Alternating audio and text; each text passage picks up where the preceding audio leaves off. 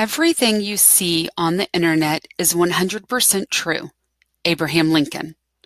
Unfortunately, this is the point of view of many individuals who conduct research online, but it's just not true. One of the most important life skills we can learn in today's digital age of information is how to decipher between credible and not credible sources online. Many of you know anybody can post anything on the internet. Think about it. How many of you have completed a project for class and provided a link to that project to your teacher? If you have and you haven't made the settings private, what you created is now on the internet for the world to see. That means someone could use it during their research and take it for fact. Hopefully it is accurate, but what if you mistakenly put something that was incorrect? This is why you have to check your sources on the internet. One method to evaluate the information you find on the internet is the START method.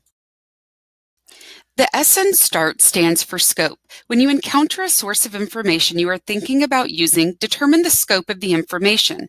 Does the source provide enough info to give you insight into the topic you are researching? Does it give you enough info on the topic to think about? If the information is vague or off topic, you should find a different source.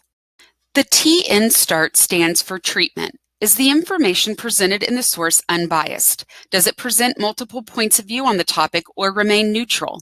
Is the information found consistent with other research on the topic you have conducted? Is the information presented fact or opinion? If the information is biased, you need to find an unbiased source on the topic or at least locate another source that presents other points of view so you get a more complete picture of the topic.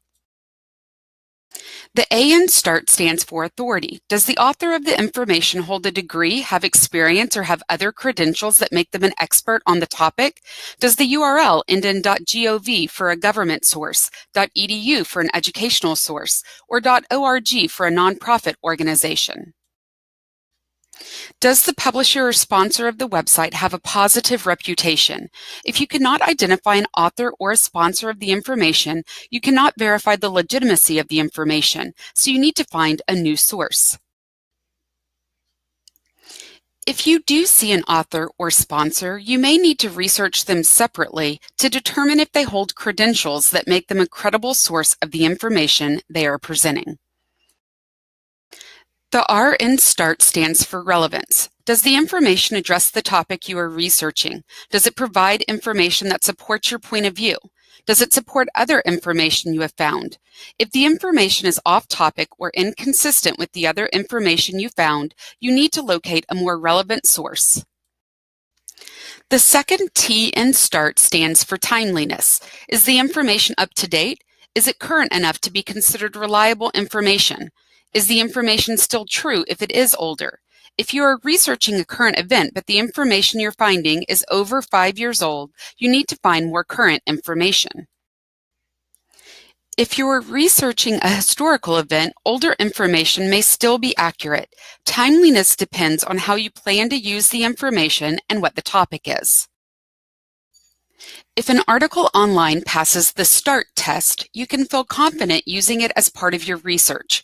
So remember, scope, treatment, authority, relevance, and timeliness. If you start off with credible information, your research will be much easier.